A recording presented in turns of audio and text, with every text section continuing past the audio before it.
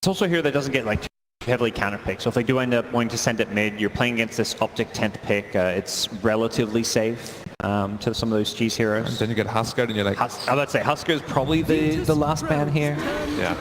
You've got 2 melee cores. Wow. Ooh, this is the response we've seen to that Wraith King. We're gonna have to see some lane dodging coming out from VP if they can't have the Wraith King versus the Undying or the Clinks. Undying owns Tiny and Wraith. He's extremely good pick there. They need something against the Tombstone right now. Kind of interesting though. They have a Bane and an Undying. Yeah, I was going to ask you about that. Yeah, Peter pays both of those. Exactly. Most of the time, he really likes that Undying as well. Well, I'm sure Zai can play Bane. Yep. Not the most Zai hero, but you know he'll play it. Hero at all, really, is it? Let's be honest. Yeah. I'm sure he can play it. Yeah, he has to play it sometimes. You know, sometimes you gotta play the boring heroes. Yeah. I mean, it really is just such a good Undying pick, like you were saying. Yeah, it's great versus amazing. Wraith King, amazing versus Tiny, because you jump in, you get your combo, you might kill somebody, but then that Tombstone is very devastating. So I think VP, they should probably get something that can actually address that. Yeah, I think Alina would be really good because they have 2 frontliners already. And that takes care of most lanes. Lina is a very, very versatile laner, very hard to counter. You can ban the TA, and then there's not really anything left that hard counters you. Of course, it deals with the Tombstone. You build Yules, which is very good against pretty much all of the heroes. Yeah, good against Klings, good against Ursa. You can dispel things with that Yules as well. Yeah. High burst. And it's a strong no-one hero as well. OpTic Gaming's turn to... I speak for the team. Is this support or solo? It's probably support. It's solo I would imagine. He's played Nature's Prop. I don't know about this tournament. In the past he has, though. What about Wraith King support? Have they run that? Don't think so. I think he's picked. They want the Nature's Prophet support to be able to deal with the pressure that's coming out from Bane and Undying, because these 2 heroes, Bane and Undying, are some of the strongest laners, right? Yeah. Nature's Prophet, you can actually do fine versus that. You have your you have your treants. 5 seconds. You have that long range as well. You can actually take out the Tombstone pretty decently. So what do you think? Ban-TA pick Lina? Or is there anything that stands out to you? Would be better. I like Arc Warden, but I don't think they play that hero. Wait, Arc Warden would be really good. It's good against Clinks, good in killing Tomb, decent against... I mean, it's okay against Ursa. It's not amazing, but... And late game it's really good. Yeah. Of course, the early game it's a bit rough when he gets an early blink. What if VP goes for something like Alchemist themselves? But they ban TA actually on OpTic side. Alchemist is good, but they have Ursa and That's the one Clinks thing. to really like burst through him in all stages of the game. Because he's really afraid of the physical damage. Yeah. And of course, they have Ursa's the the big option to put concern. Ursa mid. Yeah, that's the big concern Yeah. that I was thinking about. It's just like I've seen the Alchemist versus that Clinks from a couple teams, and they just, the concoction being able to go through that Clinks is pretty threatening. Yeah. But I think maybe it is a little too weak in the laning phase. What else does no one really like and is good in this situation? I really think Lina is just like the pick that solves most of their problems. He may just play the Tiny's the other thing. If they Yeah, that's don't true. see there's an obvious answer for him, they could pick a Ramses hero last. Mm-hmm. Husker banned out, I guess, suggesting they're not going to be picking a mid laner that can match up well against it, or maybe sending someone like the Tiny mid. Yeah. Tiny mid also not easiest to counter. Necro. Okay. Yeah, It's- lineup looks really weird. There's 2 physical damage cores, so the Necro makes sense in that way. But it's a support Wraith Kingdom for sure. Well, not really for sure, yeah. We don't really know. But do you want to have a core Wraith King against this now? I don't know. Could be the time. I think you want the core Wraith King because the support one just doesn't get skeletons. The whole big part is you pressure towers, you have strong lanes, pressure towers, and without the skeleton charges, that's just not And happening. then you have a 5 Willow if that's the case, right? And you want that hero ideally to have farm. 5 Prophet. Well, a Puppy plays Solo's a just 5 going to Wraith play King. Nature's Prophet. 4 Tiny. Honestly, the lineup is really like... Yeah, it's It's going to leave them guessing, isn't it, right? Until they pick. Gonna leave us guessing too. Yeah. I think Solo has played the Nature's I think he's the Nature's Prophet in Yeah, this game. should be. And OpTic is looking for It's flexible. They also don't know who's going. They could like do back. Tiny, Welcome to the Jamboree draft. No They one could do knows. Bat Rider here. Yeah, It's Bat. really good at catching Nature's Prophet, great versus Necrophos, gives them team fight and slows around the Tombstone with the sticky napalm. Bad Lina, Ember, or Storm. or anti-match. Or Coddle. Oh, please. It's Alina. I knew it. See, I named 5 heroes. I knew I was right. It's the last 5 heroes left in the pool. I like that it gives them the burst through the Necro. Indeed. Okay, draft complete. That was a messy draft, but we got there in the end. And all I'm going to say is Godspeed, Nahaz, because we have no idea who's playing what in this particular draft. So good luck, buddy.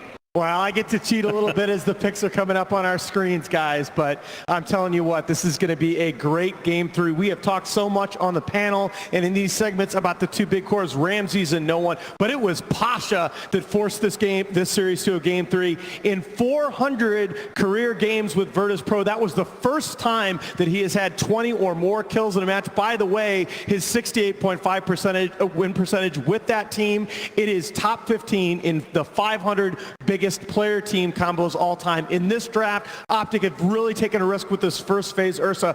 First phase Ursa is only 6 and 14 here at TI compared to 15 and 13 in all other phases of the draft. But watch out for the CC&C Lina. It's his best hero, most played in his career. He set the record last year in the TI quals to carry Team Freedom. I think this is going to be a great game for both sides. Up in the air, will the green wall stand tall in the top 6 at TI, or can the #1 team in the DPC ropes alive? Tell us all about it.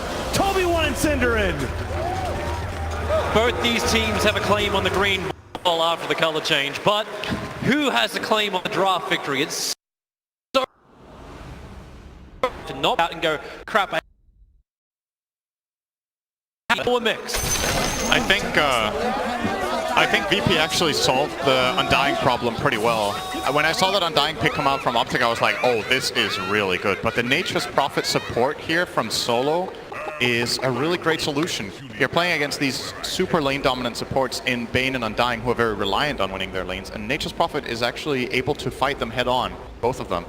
In addition to that, the other lane matchups that they have, this super late pick Necrophos is actually very good in this game. And speaking for OpTic's side, they do get this last pick Lina, which looks good, but at the same time, Lina's a very fragile hero.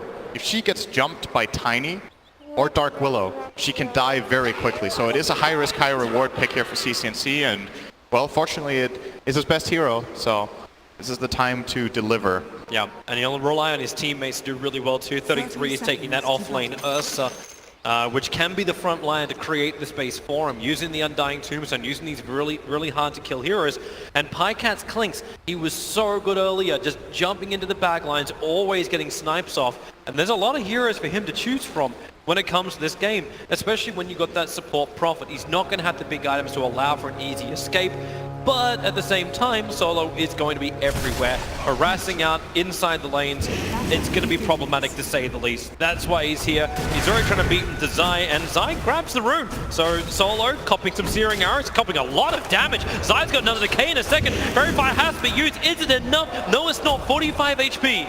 Solo will retreat. They'll get the runes. But heavy damage. They didn't even get that rune that they fought for, actually. Zai did grab it, so it's a 2-for-2 trade. As 33 gets the bottom one with the Ursa, but at least they get their own. So VP, by putting the pressure there, at least protects their side of the river. Got to keep our eyes on this mid lane too, see how good a start it is for CC&C. Normally the Tinies in this lane, holding onto those trees, are always looking really good for last hits and denies. Once again, Zai, actually he's in real trouble again. Ramses, no death pulse available, but the trees are coming in to try and body block him up. Zai finds one small gap to escape around the top. I can't believe I'm saying this, but I think this is going to be no one's best matchup in this best of 3, and it's Tiny versus Lina, which I would still say is a Lina favorite matchup by at least a bit. So the last 2 games he had some really tough lane matchups, and this time around, that's the good news for VP, is that I think they're going to be able to activate no one a bit better. Man, they're really trying to beat the crap out of Zai. He's out of consumables, he's got a stick available. But Solo continuously hitting him up. Trying to drop the armor down so he sits at 3 on Undying, thanks to the Blightstone. Mid lane, no one. Heavy damage on the CC&C. The Lion Strike Array will connect, but at the same time, up on top lane, it's Ramses who was the first blood. It looks like the Searing Arrows were just able to reach him. I think he got... I was watching mid too, but I think he got surprised by the level 2 Undying Decay Soul Ring combination. He was too low on health. PPD can't get the brain sap. Actually, he wanted the Nightmare to try and reposition so 33 could punch into him, but it won't happen. Oh, this top lane is going very well for OpTic. Getting that first blood. Pycat has 10 CS. Zai is Just denying himself off. Denying himself off, yep. It's going to be faster than running back to base when you're level 2. So the right choice, spend up all your unreliable gold and get that faster You see refill. Solo trying to capitalize, just pushing in over towards Pycat. Don't let the pull happen, that's why the Treants are there. Nice little rune as well for Roger to just steal, an illusion rune. PPD's Nightmare, pretty well useless. Brain set, however, rather effective. And a follow-up Nightmare, so here comes the Dark Will illusion. He's just actually willingly hitting into the Bane, pops off the Bramble, no support coming over. Roger still got the Shadow Realm up, and that's why he backs off. PPD actually getting hit by the Bramble for half a second. It's not enough damage from Roger to get the kill, but he'll salve up, so will PPD. As they keep the ring-a-ring-a-rosy going on. Roger's got multiple versions of himself, so PPD still has to worry about this. He's got Brain Sap level 1 to go once more. And they're not giving up on this support fight. He's happy to hunt Roger and force him away because he knows that the Ursa will enjoy this lane matchup one-on-one. So this trade-off for OpTic, Peter's probably very happy with. They're having some fun. Well played, everybody. Everybody gets just the tip. Zai has been having a lot of fun on top lane as well. Nature's Prophet, however, has not. He had to TP back to base, but he's got teleportation to get out wherever he wants to go. And maybe this is finally the time they do something about PPD shenanigans. No, he's TPing straight back up the top. They want to keep the pressure on. Ramses does have the best lane out of all the VP laners so far. Yep. And with the Treants, they can get very aggressive underneath the tower. Solo still wants Zai. One lost more his attack. decay. He's down to 5 HP. Thanks to that decay wearing off. If Solo saw this, he would instantly, and she does see it. He's saying the Treants trying to find the kill, while CC and no one both licking heavy wounds in the mid. Yeah, this lane mid is looking very even right now. 16 for 7 against 18 for 7. Ursa starting his TP out on bottom, pushes at the stun available, but they almost had the crit to find it. While up on top lane, Klink's dying underneath, between his tier 1 and tier 2 tower. How quickly that top lane swung. They got the first blood and Pycat was 10 CS. That feels like 2.5 minutes ago almost. Now he's 13 CS. It's like he had no harassment left. Once all the mana was gone, thanks to the Searing Arrows and the Ghost Walk procs, like, he just had nothing more to give. Radiant are scanning. No one, if he knew that Haste Rune was in bottom river, he would head down there right now and take it. There's everyone missing from the mid. Lina begins her TP back now. No one's got no observer wards in the lane, so he doesn't know where that rune is. He needs the bottle refill. That's what he's looking for. Bounty time. PPD will sleep up the Wraith King. Yep. Roger is... Comes in close. Roger's nearby. The Bramble's already down. Makes it difficult for PPD and Ursa to move through. Gets the secondary route onto 33. VP got all 4. Solo grabbing both the top runes. And in the meantime, Ramses is very safe against this dual lane. Solo also acting as that courier service. He did teleport up Ramses' first null talisman. And now the second one, I think, was delivered by the actual courier. But yeah, this early laning stage for VP looking very good. The support Furion seems to have been an excellent choice, at least to accomplish this so far. They're still pretty passive as far as the lanes go. Like, everyone's just chipping away, and then you make the most of the opportunity when something arises. Maybe on bottom lane, that's what they're looking for. The Nightmare's on the Wraith King, 33. Initiates onto the Shadow Realming Dark Willow, who then roots up the Ursa, returns some of the nice damage. As Zai and Pycat, they just cannot leave the safety of this tier 1 tower. 20 decay strength, however, into Zai. At this point, Art Support Aura may actually be useful against the Undying. Nice avalanche. CC already found the illusion rune, however. That's going to be 3 bottle charges for him and not for no one. I found Solo, though, taking advantage of all that extra strength, hitting super hard. Gets a kill. 314 gold for him, very nice. This should be his boots. Again, trying to be aggressive while Solo's away. Solo's TPing in towards them, and he needs to do this to give the bottle charges over to no one. No one needs the sustain to stay in this lane against CC. So it's the sacrifice of the harassment that doesn't come to top lane by sending Nature's Prophet to the mid. CCNC, every time he gets the chance on no one, he will just keep hitting him. This is how Lina wins this lane, just constant harassment. Ramses top will be taking a bit of that too. TPing in behind, looking towards Pycat, sprout him up, they bring the dust as well. Pycat's gonna be low, Ramses doesn't have 6, but it won't be required. And Zai, underneath the tower, they can go with the Treants available. Zai, he's got 1 quick soul rip. Level 2 and a lot of units around him, so he gets a lot of life, salves up too. Playing without the tombstone for now. We'll see if he chooses to skill it later. Treants are decent at dealing with it. Not Ramsey's amazing. losing so much life, but he's still got Ghost Shroud available and 7 stick charges with the Death Pulse up. So Zai moving out as Pasha will get picked off on the bottom lane. The Sprout is up. Solo trying to protect himself from Pinecat. His sentry, Dust is up. Zai, Ramses wants to finish the job. One attack is not enough. He needs another. Okay, no he doesn't. He'll just use the aura. And then no one. Got a rotation in from Roger. Yep. Tower deny from Pinecat, very important here. This would have been a good surge of gold for VP, but getting denied by the Clinks. And he stays alive too. Needs to be a bit careful against this Reaper side, of course. Roger is coming up. No detection on him though. Nope. But if Pinecat tries for a creep, he spotted him. Pyket's visible in 2 seconds. He's moving back in safety at the tower. Speaking of which, with Lina dead, that mid-tier 1 tower started taking a little bit of damage. No one pushed it. Would you believe it, Happy Toby? to get a double damage rune. Would you believe it? VP won the laning stage. They have won a laning stage. And I can't believe I'm saying this as a surprise, but at this main event, they've been losing their laning stage pretty much consistently. But this time, they're looking good. Initiated on 33, rotated off the lane. You lose in the laning phase, what do? Rotate easy. heavy, and then, yeah, this is...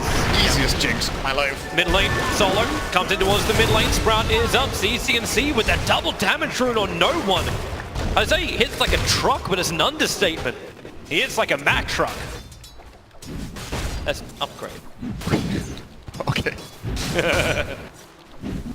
Oh, Zai's getting to have his one little battle Bottom with lane. Pasha, but they just summon up the army. No one will arrive using the end of that double damage rune to battle into Zai. He's still got Tombstone up. Pasha, Hellfire Blast comes off cooldown now, so Zai stunned, and one more. Okay, they'll let the army of the dead. Let the boys do the work. I actually think it died to the right Fire Blast. My people will contact your people. And no one gets to claim this double stack. Oh, was it a triple? It was like dead. a 2.5. OpTic had been pulling into it for a while now. Yep. Well, now it's dead. Yep. Job's done. He's money for the tiny. Probably head back to base here, no one, unless they can somehow refill his bottle, but doesn't seem like anyone's able to, so it's a bit of a walk back, but giving Solo a kiss on the way, that's very nice. There's Spreading the love here. love on the air. Actually, he's heading back to his mid tower. There's experience to be had here. And no one's pushing it. You see the Lina coming underneath the Observer Ward that was aggressively placed by Virtus Pro, so they saw CC&C backing off for a little. 10-minute runes about to come up. So the aggression once again coming out from VP here. They're aiming to get 3. Ramses is grabbing his own, while Roger and Pasha are playing very aggressively bottom. Yeah. He was thinking about it. He really was. They're still definitely going to be happy getting 3 of them. That little bit of extra money. And all of the cores are farming. Yep. VP are actually having a good game on all 3 cores this time around. It's not just that they're winning the laning stage, but all 3 of them are okay. You can obviously win 2 lanes and call that a laning stage win, but so far so good for VP in this one. 3k gold lead. Mid lane pushing in towards CC&C. He's so far down the ramp, but no one's low. So CC&C thought he might be able to find himself a kill, burn off some mana. He had a regeneration rune ready to roll, but he was not expecting Roger and Pasha just to come off the bottom lane. Zai is down here, but there is no one else. And in fact, they actually switched Ramses. Ramses needs some time to farm. Zai bottom. Yeah, they TP over. Solo. He's got the control. Zai's got a lot more life. Holds the tombstone and Reaper's Zai. Wait, what? He got saved by PPD. The Perfect Nightmare TP. now into a Fiend's Grip. They'll drop down the Tombstone. Necro's in trouble. Solo's just trying to get rid of the Tombstone, but here comes 33. One more attack from Solo. A great Sprout. Makes 33 have to run the long way around, and Zai just burns off the ultimate. The Flesh Column is up, trying to battle against Solo over in the tree line while they're underneath the tower. Roger's already gone down to CC&C. 33 hides in the trees. Zai has act off. There's no one's rotation over looking towards PPD, but down the tree lines, it's Ramses and Pasha going against the enraged up Fuzzy Wuzzy, and he gets the clamp up. 33 slowed up, doesn't have Ghost Shroud, got a couple of 1 charges. Crowd, he's actually solo TPing him, needs the Sprout to control up 33, able to get it just as he tried to come free. Pasha is waiting for it, but finally he'll go down to no one's toss. That took a very long time. Big play from PPD in that moment. Gets that TP in, saves on the Reaper. They wanted to save the Reaper for as long as possible to guarantee that they got the killing blow off with it, and that gave Peter enough time to come in and get the save, get the counter grip that in the end does result in a Necropose kill. It took them a long time, They do get that kill. Trading off the Ursa for it, of course, but I believe he did keep Zai alive as well in that. Yes, They're also able to take the tier 1 tower on top. Once again, we see it just like game 2, Pycat getting a lot of space while the rest of OpTic hunt. Definitely created some good space on the map with that play. CCNC also needs more time. Still semi-farming underneath an observer ward, so this is watched by Virtus Pro. VP hold the top 2 net worths. They're ahead by 2,000. They had a lead of about 4K. But the experience starts to shoot back down the way of OpTic. That one, not much difference in it. It looks like on Pasha. Ready to fight once more. Using that nighttime vision to close the distance, come around the side. No one's got a stun. Alright, mid lane, PPD. Oh! Another nightmare from PPD. Fiendscript's coming off cooldown. Avalanche flies out from no one in the TP forward from Solo. They try and use the Terrorites to force everyone to go back and send Ramses in for the Reaper's side. That's CCNC gone. The sacrifice, it's currently Solo. And he is the normal sacrifice of Virtus Pro. And there's extra help. Zai arrives. No, that's not what he wanted. Ramsey's in! Oh, it's not easy moment. Ramsey gets the death pulse off. They're low on OpTic, but Ramses will die in just a similar fashion. Oh, he wanted to toss the Undying there. I guarantee it. That was not the plan. Betrayal. Well played. Ouch. Yeah, that really hurts though. It does. Like, this is the momentum that VP was meant to be having. He was the #1 net worth on the field. Now dead. The Reaper side under CCNC is still a good kill, but Virtus Pro needed to keep the momentum up, and no one's looking towards Roshan. But they need to bring down this tier 1 tower in the mid lane before this is really a possibility. I think he's waiting for the rune and trying to bait someone from OpTic to come for this. The Roche lineup is pretty good when Wraith King has maxed out skeletons and has a lot of them ready, as well as the Treants, but for now, their Roche attempt will be way too slow. Do they have a medallion? They do have the medallion on Solo, so that will also help. Is preparing for the Roshan for sure with this item build, but let's see that moment again. So Ramses and no one grouped up, and yeah, it's Ramses. Oh. That was just a nice movement from Zai too. Saw it almost coming. It's like, all right, just yeah, I'm sorry. Sorry. I mean, that could also have been, why did you run to me? Could mean both things. There's no guarantee. Well, either way, they're gonna live with the mistakes. In the past, as Kuro says, you gotta look forward. Yep, like that little move from Solo. He actually TP'd himself on top of the hillside, put down the observer ward, and was like, crap, I need to get down from here, use his sprout to push him off the edge so he can walk away. That's 2 for 2 rune trade this time. VP don't have as much of a powerful grip on the map right now, but they do get this key item up now. Pasha gets the blink dagger. He has not used reincarnation yet this game, by the way, so there's a lot more to give from Pasha for his team. That's normally a good thing, but Blink, Avalanche toss throws him back into Pasha. With open arms, they find the kill onto CCNC. This time he tossed the right guy. And look at him, instantly Ramsey TP's off the bottom lane. Solo's going to take care of the mid tower. And actually, I thought for a moment that Ramsey was just there. He was just worried about the gank on bottom lane, and rightly so. Blink Dagger's on 33. Stay together, and they're pushing. Tier 2 tower as well on the checklist for Virtus Pro. Where is Roger going? He's doing the full wrap around. They have no observer ward. The courier's coming up next to them with the wards intact. So Roger will see that for half a second. Courier takes a turn into the Shadow Realm for the Dark Willow, trying to split the fight up with the Bramble Maze, Avalanche toss, and a follow-up Curse Grunt. Undying is deleted before he can get the Tombstone off. Revenge is 33s. But while this is still happening, they have to use Fortification. The Tier 2 tower was taking considerable damage.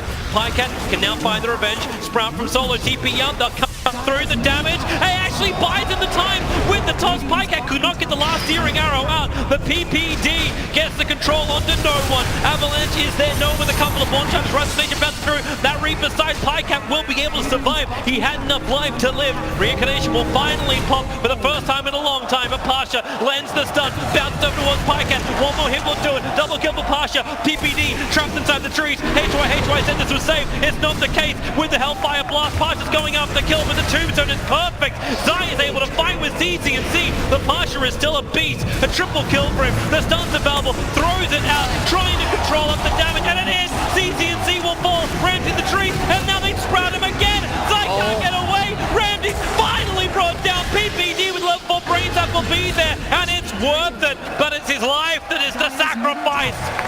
Virtus Pro come out on top. Wow, Ramses was balancing around on solo health that whole fight, but getting these extra charges on the death pulse from getting kills buys him just enough time. He does fall in the end, but it cost OpTic the buyback of PPD. Solo bought back in that too, but crazy fight considering how it all started and how many really good spells CCNC got out. I'm surprised VP came out on top in that. That looked like it was going to be really grim. Yep. Fighting in the enemy shrine like this, sure you get the first kill on Undying, but he came back to life, poured it down, used the tombstone. Jump over. There's your first stun underneath the Observer and Sentry. Pycat thought he was going to be safe. He is now. Solo has the dust, but will not burn it. As they didn't have another controlling factor, it looked like, against the Clinks. They had Sprout.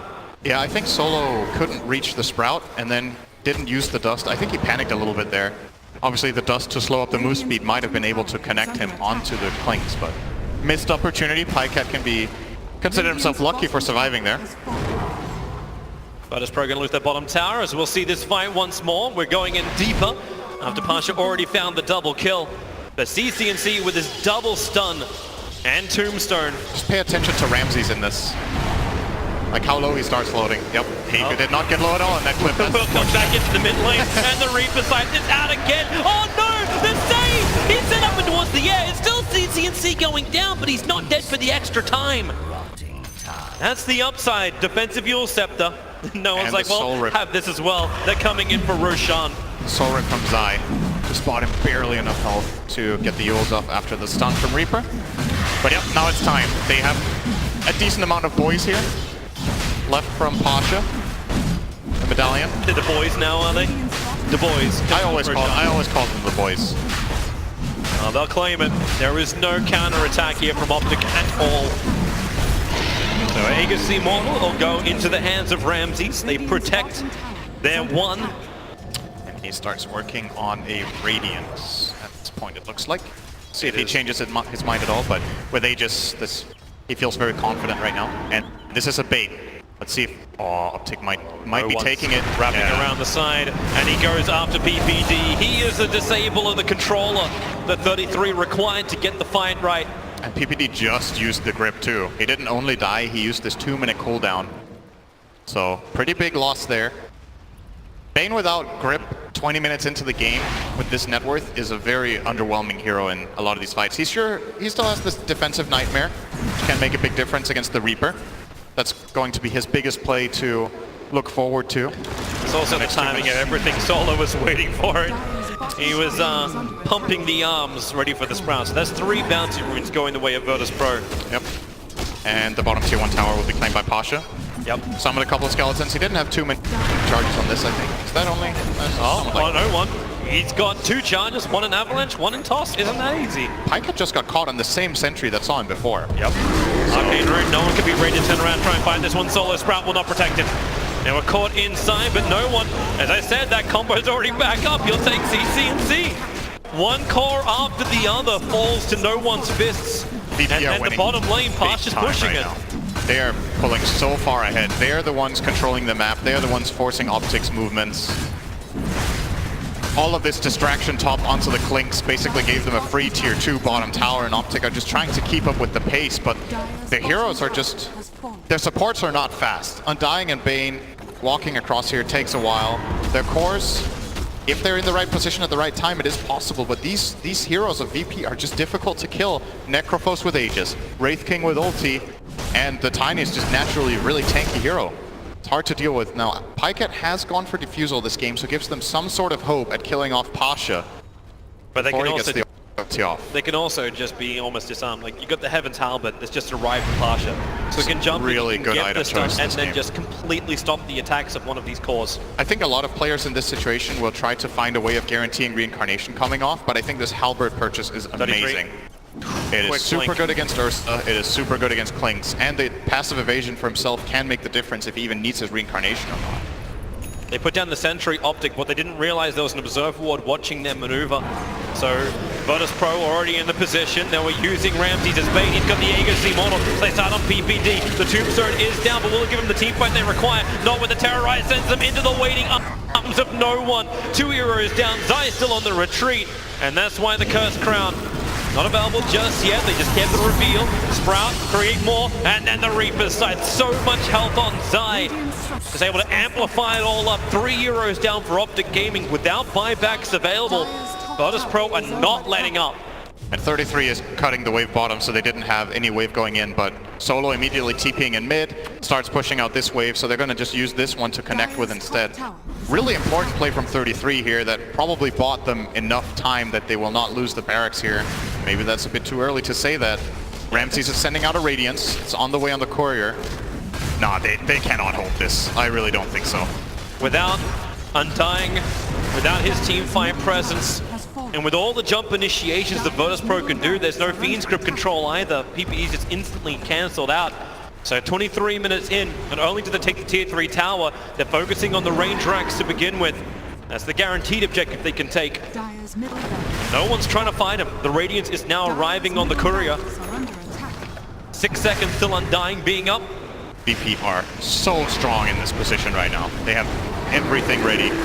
Nightmare's out, bottom lane, 33 already had to use the Enrage, 44 HP is enough for him to survive, but now they don't have initiation, they don't have his jump in, Pycat's nearby, but this melee Rax became a lot easier for Virtus Pro to kill off. Pycat starts on Ramses, but that's why you've got the Ghost Shroud, and Terrorized Roger was baiting it out, he'll only connect onto CC&C, but 33, he wants to blink initiate, Earthshock still on cooldown, and that melee Rax is clinging to life. I think VP want to wait until this Tombstone expires, and then they'll just go high ground again. Even if they lose their Aegis, I think the Tombstone is pretty much just as important. It's got 6 seconds left. Aegis Immortal, it's got 12 seconds left. Yeah, he will be losing it here. I don't think VP will be too phased by that though.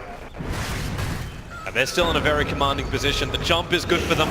They just need a nice target. Zai's going to present himself. No Tombstone available anymore. And look at the Horde.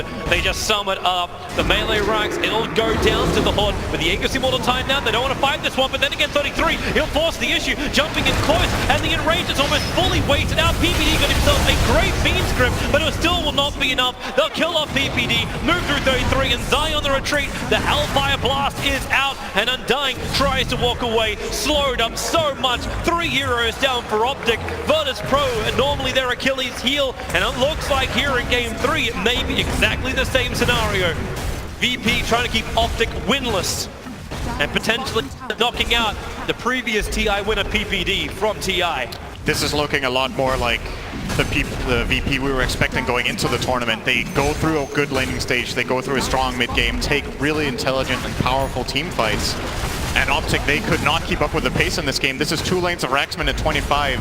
VP seem to be, after that last win, they're heating up, moving forward into this main event, unless OpTic can pull the most ridiculous comeback of the whole tournament. Pycat visible for half a second. Half a second is long enough to get the dust off. PPD came out. Nightmare will protect him a little bit longer, but there's the Reaper's side and the Cursed Crown. PPD down for a minute, and they'll look for the next one. Over was Pycat. Disarm. 33 does find the back line, killing off Roger, but the expense is so high. Solo's into the tree lines. He can't TP out away from this one. They just kill off the Tombstone. Now that Zai is back to the world of the living, and maybe he'll be sent back to the underworld. Solo actually lives through all of this, thanks to the help of Ramses. Pycat doesn't accept it, however.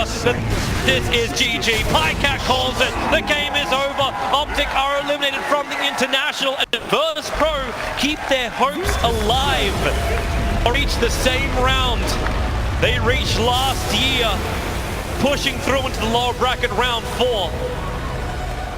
They didn't get